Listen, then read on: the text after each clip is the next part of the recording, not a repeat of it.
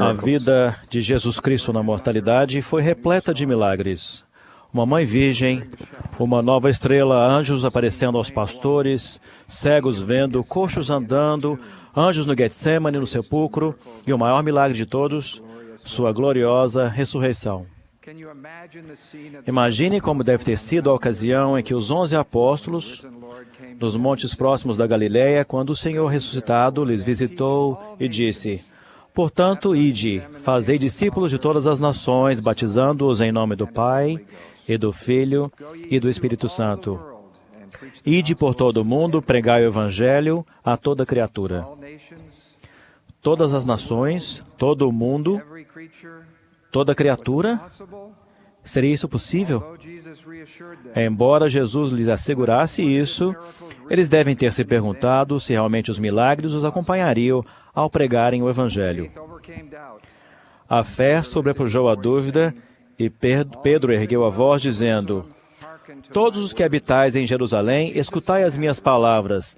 Jesus Nazareno, a quem prendestes, crucificastes e matastes pelas mãos de injustos, esse Jesus Cristo, Deus ressuscitou este Jesus, e todos nós somos testemunhas."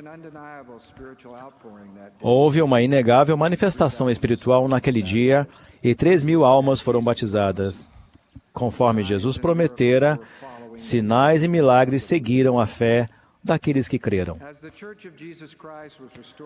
Quando a Igreja de Jesus Cristo foi restaurada na Terra, 183 anos mais tarde, o encargo dado pelo Senhor a seu pequeno grupo de discípulos fez eco às suas palavras proferidas séculos antes.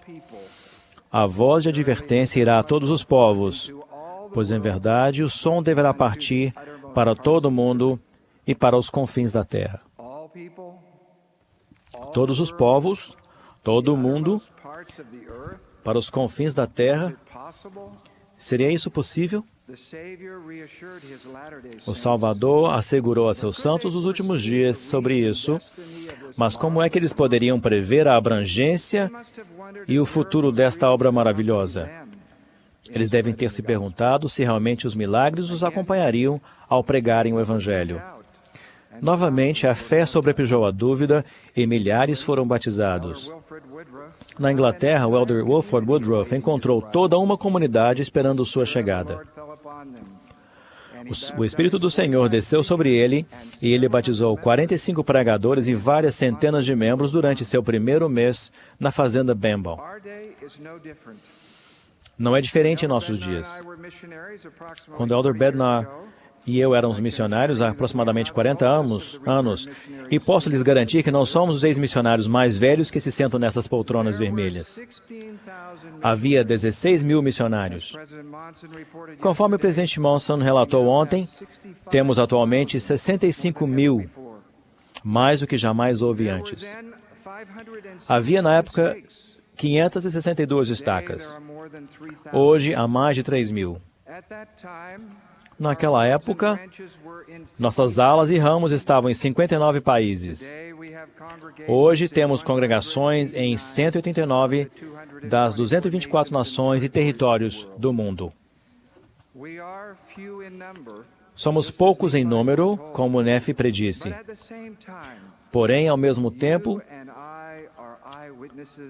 vocês e eu somos testemunhas do cumprimento das palavras proféticas de Daniel. Pedra cortada sem auxílio de mão está enchendo toda a terra. Nossos dias são uma extraordinária época de milagres. Há 6 meses, quando o presidente Monson anunciou a mudança de idade para os rapazes e as moças que querem servir missão, houve uma inegável manifestação espiritual. A fé sobrepujou a dúvida e rapazes e moças se apresentaram. Na quinta-feira, depois da conferência, fui designado a recomendar chamados missionários para a primeira presidência. E fiquei admirado de ver rapazes de 18 anos e moças de 19 anos que já tinham seus planos, consultado o médico, sido entrevistados pelo bispo e pelo presidente da estaca e enviado seus papéis para a missão. Tudo isso em apenas 5 dias. Outros milhares se juntaram a eles agora. É um milagre. Somos gratos pela revigorante fé de nossas sisters, pelo crescente número de missionários de vários países do mundo e pelo crescente número de casais prontos para servir. 58 novas missões foram anunciadas e nosso lotado centro de treinamento missionário de Provo surpreendentemente ganhou um novo companheiro na cidade do México. O presidente Monson afirmou: levamos muito a sério o mandado do Salvador, que disse: portanto, ide, fazei discípulos de todas as nações, batizando-os em nome do Pai, e do Filho, e do Espírito Santo. Esta causa continuará a progredir, mudando e abençoando vidas. Nenhuma causa, nenhuma força no mundo inteiro pode parar a obra de Deus. Estamos testemunhando os milagres do Senhor à medida que seu Evangelho é pregado no mundo todo. Irmãos e irmãs, tão seguramente quanto o Senhor inspirou mais missionários a servir, Ele também está despertando a mente e abrindo o coração de mais pessoas boas e sinceras para que recebam seus missionários. Vocês já os conhecem ou vão conhecer. Eles estão em sua família e moram em sua vizinhança. Passam por vocês na rua, sentam-se ao seu lado na escola e conectam-se a vocês na internet. Vocês também são uma parte importante desse milagre que está acontecendo. Se vocês não são missionários de tempo integral, com um crachá missionário preso ao paletó, está na hora de pintar uma plaqueta no seu coração, pintada, como Paulo disse, não com tinta, mas com o Espírito do Deus vivo. E os ex-missionários, encontrem sua antiga plaqueta de missionário. Não a usem, mas coloquem-na onde possam vê-la. O Senhor precisa de vocês agora mais do que nunca para que sejam instrumentos em suas mãos. Todos nós temos uma contribuição a fazer para esse milagre. Todo membro digno da igreja já pensou em como compartilhar o Evangelho. Alguns compartilham o Evangelho naturalmente e podemos aprender muito com eles. Alguns têm dificuldades e se perguntam como poderiam melhorar, querendo afastar o sentimento de culpa que às vezes sentimos. No nosso desejo de compartilhar o Evangelho, nos faz cair de joelhos, o que é bom, porque precisamos da ajuda do Senhor. O presidente Monson pediu que oremos por aquelas áreas onde nossa influência é limitada e onde não temos permissão para livremente compartilhar o Evangelho neste momento. Se nos unirmos para pedir ao nosso Pai Celestial com sinceridade, o Senhor vai continuar a abrir importantes portas para nós. Também oramos por nossas próprias oportunidades de compartilhar o Evangelho. O apóstolo Pedro disse: estais sempre preparados para responder a qualquer que vos pedir a razão da esperança que há em vós. Com a confusão e a comoção de nossos dias, não é de surpreender que cada vez menos pessoas frequentem seus locais de adoração. Embora muitos desejem estar mais próximos de Deus e compreender melhor o propósito da vida, eles têm dúvidas que não foram respondidas. Muitos têm o coração aberto para a verdade, mas como o profeta Amós descreveu, correm por toda parte, buscando a palavra do Senhor, mas não a acham. Vocês podem ajudar a responder às perguntas deles. Em suas conversas do dia a dia, vocês podem acrescentar algo à fé que eles têm em Cristo. O Salvador disse: levantai a vossa luz para que brilhe perante o mundo.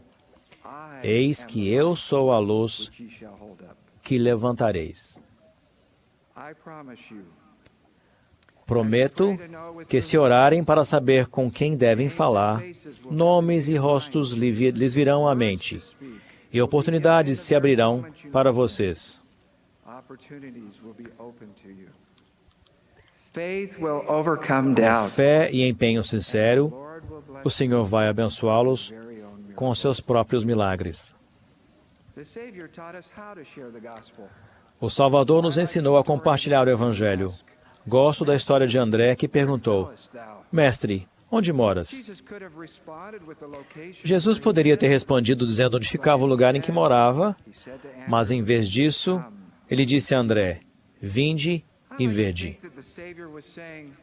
Gosto de pensar que o Salvador estava dizendo: Vem e vê não apenas onde moro, mas como eu vivo. Vem e vê quem sou. Vem e sente o Espírito. Não conhecemos tudo a respeito daquela época, mas sabemos que, quando André encontrou seu irmão Simão, ele declarou: Achamos o Cristo. Para os que demonstrarem interesse em nossa conversa, podemos seguir o exemplo do Salvador, convidando-os a vir e ver. Alguns aceitaram nosso convite, outros não. Todos conhecemos alguém que foi convidado várias vezes antes de aceitar um convite de vir e ver. Pensemos também naqueles que estiveram conosco, mas que hoje raramente vemos, convidando-os a voltar e a ver de novo. Respeitamos as escolhas e o momento de cada pessoa. O Senhor disse que todo homem escolha por si mesmo. A falta de interesse de uma pessoa não diminui nossos laços de amizade e amor. Quer o convite seja aceito ou não, ao convidar as pessoas para vir e ver, vocês sentirão a aprovação do Senhor. E com essa aprovação, receberão uma medida extra de fé para compartilhar suas crenças novamente. Para aqueles que usam a internet e telefones celulares, existem novas maneiras de convidar as pessoas a vir e ver. Tornemos o compartilhamento de nossa fé online uma parte mais presente em nosso cotidiano. LDS.org, Mormon.org, Facebook, Twitter, todos oferecem oportunidades. A fim de compartilhar o Evangelho, alguns membros jovens de Boston começaram vários blogs. Aqueles que se uniram à igreja começaram seu aprendizado online antes de receber as lições com os missionários. Essa experiência também ajudou os jovens a ter mais fé ao falar do Evangelho pessoalmente. Um deles disse: Isso não é trabalho missionário, é diversão missionária. Estamos todos juntos nesse trabalho. Com os outros membros da ala e os missionários, planejamos, oramos e ajudamos uns aos outros. Por favor, tenham sempre os missionários de tempo integral em seus pensamentos e suas orações. Confie a eles seus familiares e amigos. O Senhor confia neles e os chamou para ensinar e abençoar aqueles que o buscam. O presidente Paulo Cretley, da missão Moçambique e Maputo, contou-me uma experiência pessoal. É comum em Moçambique os casais morarem juntos, sem serem casados, porque a tradição africana exige um dote bem alto para alguém se casar, um dote que a maioria dos casais não consegue pagar. Os membros e os missionários pensaram muito e oraram sobre como poderiam ajudar. A resposta às suas orações foi que eles deveriam enfatizar a lei da castidade e a importância do casamento e da família eterna. Enquanto ajudavam os casais a se arrepender e a se casar legalmente, ensinaram a felicidade que advém somente quando seguimos Jesus Cristo. Esta é uma fotografia de casais de duas cidades de Moçambique. Tendo se casado na sexta-feira, eles foram batizados com seus filhos mais velhos no sábado. Os amigos e familiares foram convidados a vir e ver. E centenas deles realmente vieram e viram. Depois do batismo, uma irmã disse: precisávamos escolher se iríamos seguir as tradições de nossos pais ou seguir Jesus Cristo. Decidimos seguir Cristo. Pode ser que vocês não morem em Moçambique, mas a seu próprio modo, em sua própria cultura, vocês podem compartilhar o Evangelho restaurado de Jesus Cristo. Orem ao Pai Celestial. Esta é a sua obra sagrada. Vocês serão guiados para saber o que fazer.